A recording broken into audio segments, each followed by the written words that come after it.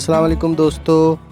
आज इस अहम वीडियो में मैं आपको अपने बहरिया टाउन के पहले विज़िट के बारे में बताऊंगा।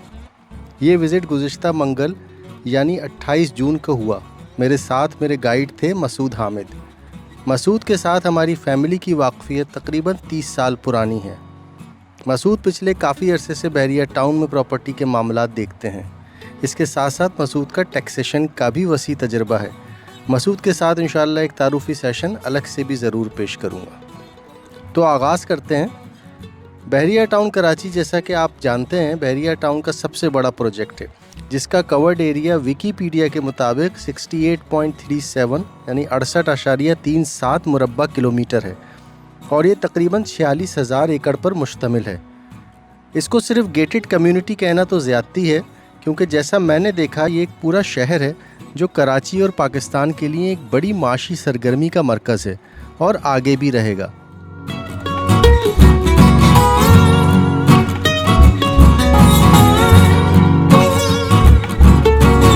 कराची शहर से बहरिया टाउन का फासला अगर ज़िला शर्की यानी गुलशन इकबाल से लगाया जाए और सिविक सेंटर को स्टार्टिंग पॉइंट तस्लीम किया जाए तो तकरीबन ये फ़ासला 40 किलोमीटर बनता है और इसमें 50 मिनट लगते हैं, लेकिन ये ट्रैफिक के हालात पर मुनहसर है।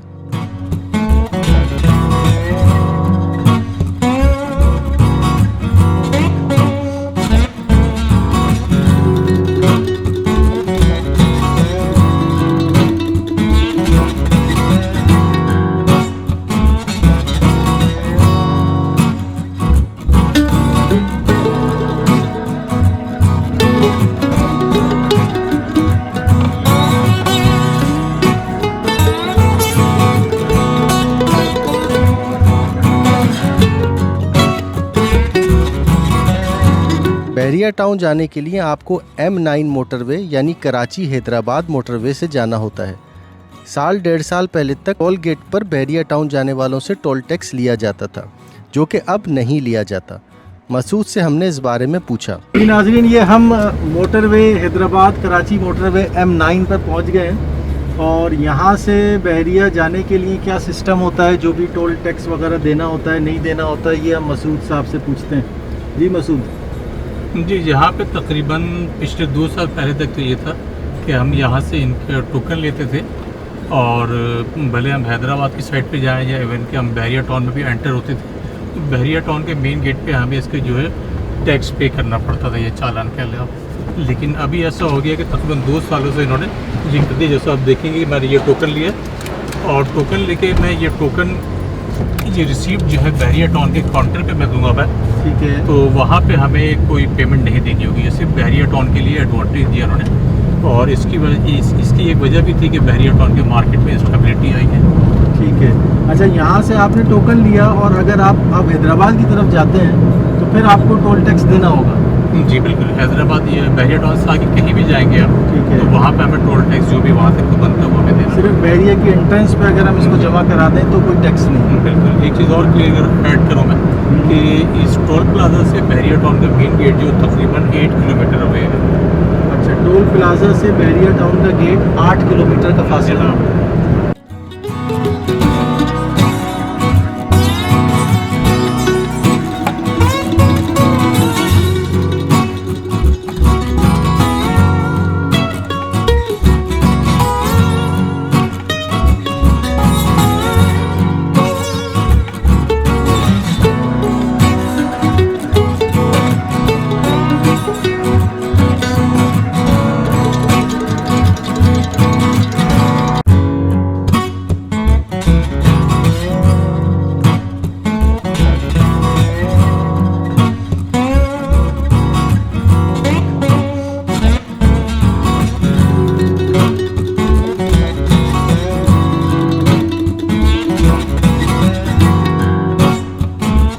बहरिया टाउन में दाखिले के बाद सबसे पहले तौहीद स्क्वायर चौरंगी यानी राउंड अबाउट है, जबकि जो सड़क पूरे बहरिया को आपस में मिलाती है उसका नाम जिना एवेन्यू है।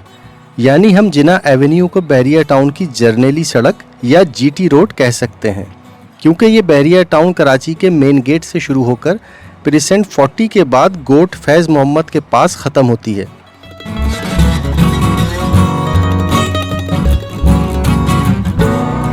बहरिया टाउन में इलाकों को प्रीसेंट कहा जाता है।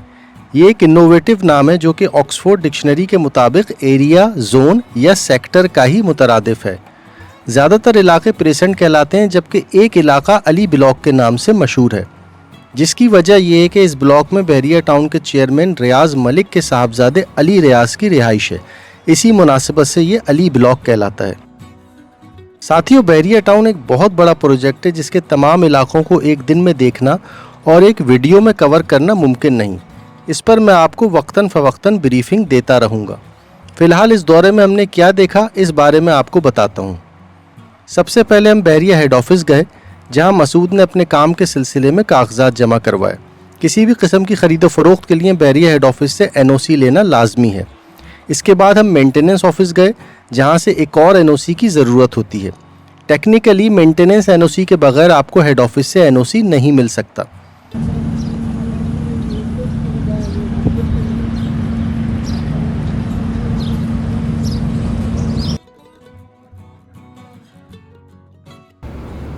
जी जनाब, हम कुछ काम से गए थे बहरिया टाउन हेड ऑफिस, और इस हवाले से एक और अहम बात जो है, जो एक्सपेक्टेड है कि 1 जुलाई से कुछ गवर्नमेंट की पॉलिसीज़ चेंज हो रही हैं और उसके नतीजे में जो टैक्स है उसमें 1% से इजाफा हो जाएगा, 2% हो जाएगा, और इसमें भी कुछ फाइलर और नॉन फाइलर का डिफरेंशिएशन है। तो हम मसूद से पूछते हैं, मसूद ये बताएं यार, टैक्स की इंफॉर्मेशन क्या होने जा रही है? टैक्स का ये है कि फ़िलहाल 30 जून तक तो ये है कि अगर आप सेल या परचेज़ कर रहे हैं तो सेलर को और परचेज़र को दोनों को, अगर फाइलर है ये तो 1% टैक्स पे करना होता है इनको, और अगर नॉन फाइलर है तो ये 2% टैक्स होता है। लेकिन 1 जुलाई से जो भी न्यू लास्ट बजट में अनाउंस किया इन्होंने, 1 जुलाई से चेंज होने जा रहा है वो ये कि फाइलर जो है वो टैक्स 2% पे करेंगे और नॉन फाइलर हैं वो 5% टैक्स पे करेंगे।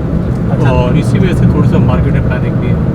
ठीक है, तो हमें अभी काफ़ी रश भी नज़र आया, शायद इसी वजह से कि लोग अपनी कागजी कार्रवाई जल्द मुकम्मल करवाना चाहते हैं इस की इम्प्लीमेंटेशन से पहले। जी बिल्कुल। तो उसमें समरी ये है कि जो फाइलर हैं वो पहले 1% था, तो वो उससे डबल हो गया 2% हो गया, और जो नॉन फाइलर थे वो 2% से डबल से भी ज़्यादा होकर 5% हो गया। बिल्कुल सही है आपने। इसीलिए जिनकी डील हो चुकी है, टोकन वगैरह एग्रीमेंट हो चुका है, उनकी कोशिश यही कि वो 30 जून तक ट्रांसफ़र ले लें, सेल परचेजिंग की प्रोसेस को कंप्लीट करवा लें ताकि टैक्स में उनको एडवांटेज का फ़ायदा ले लें। ठीक है। बहरिया टाउन में traffic management, law and order और दीगर के बारे में मैंने मसूद से पूछा। अच्छा मसूद, ये मुझे बताएं कि यहाँ पे जो मैनेजमेंट है, management in term of traffic की मैनेजमेंट है या लॉ एंड ऑर्डर की मैनेजमेंट है, वो क्या मेन सिटी से या गवर्नमेंट से उसका लिंक है या वो बहरिया की अपनी है? जी, ये यहाँ पे जो टोटल मैनेजमेंट है वो बहरिया की अपनी है। इनका ट्रैफिक पुलिस हो, इनका CCTV मॉनिटरिंग सिस्टम हो, और इनका किसी भी किस्म की जो है, इनके सवाई ये कि ये गिडाफ पुलिस स्टेशन के अंडर में आता है। अगर खुदा न खास्ता कोई सीरियस केस हो जाए तो ये कांटेक्ट करते हैं पुलिस से। अदरवाइज़ इनकी जो इंटरनल है वो सारी इनकी सिक्योरिटी, इनकी प्राइवेट पुलिस, इनकी सारी चीज़ें इनकी पर्सनल है। तो जहाँ पे गवर्नमेंट इंटरवेंशन रिक्वायर्ड है वहाँ पे फिर गडा पुलिस वहाँ पे गिडाफ अंडर पुलिस में ही स्टेशन आता है। जनाब। ठीक है, ठीक है। और इनका अपना इस प्रेमिसेस के अंदर क्या कंट्रोल है, अगर किसी को कोई चीज़ रिपोर्ट करनी हो या इस हवाले से कोई चीज़ हो? यहाँ पे बहुत ही अच्छा ना सिस्टम रखा, और इस तरह का सिस्टम है कि आपको नज़र भी नहीं आ रहा होता है और सारे काम जो है ऑटोमेटिक हो रहे होते हैं। चेक एंड बैलेंस इनका बहुत अच्छा है। अब आप इससे अंदाज़ लगा लें कि तकरीबन 1000-2000 इनके जो अपार्टमेंट हैं वो सारे रिहायशी है वहाँ पे, लेकिन आपको कहीं पे भी आपको ऐसा नज़र नहीं आएगा कि जो भी रूल्स इन्होंने बनाया उसकी कोई वायलेशन हो रही हो, या कहीं भी आप चले जो इनके आबाद एरियाज़ हैं जहाँ पे रिहाइश है कि वहाँ पे आपको कचरा नज़र आए या किसी ने गाड़ी गलत पार्किंग कर दी है, इस सिस्टम ऐसा बनाया है कि लोग ऑटोमेटिक जो है उस रूल को फॉलो करते हैं। तो मैंने तो मैं आई थिंक 50 दफ़ा आ चुका बहरिया में, मैंने कभी इन मैटर्स में डिस्प्यूट होते हुए नहीं देखा मैंने। सही, मतलब दे इंश्योर के जो रूल्स हैं वो फॉलो हों।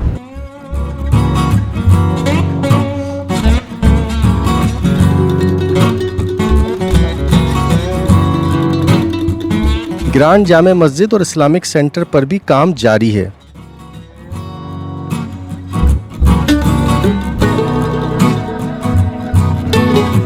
प्रीसेंट 10 के विलास और मार्केट का भी हमने जायजा लिया, जहां काफी आबादी है।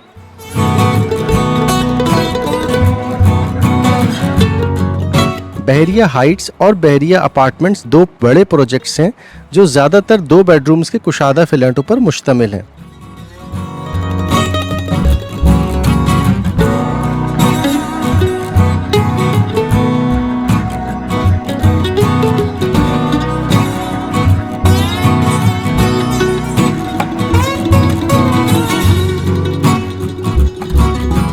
Carnival area, adventure land, Imtiaz super store और Begum Akhtar Rukhsana memorial trust hospital भी देखा, जो कि काफ़ी मेयारी हेल्थ सर्विसेज फराहम कर रहा है। बहरिया टाउन में हमारी आखिरी एक्टिविटी कमर्शियल एरिया की एक बिल्डिंग में वाक़ कैफ़े मिनरो में दाल चावल का लजीज खाना था। ये रेस्टोरेंट एक खातून की ज़ेर निगरानी है। इस पर भी इंशाल्लाह मुकम्मल व्लॉग करेंगे कि ऐसे लोकल बिजनेसेस की पजीराई भी ज़रूरी है।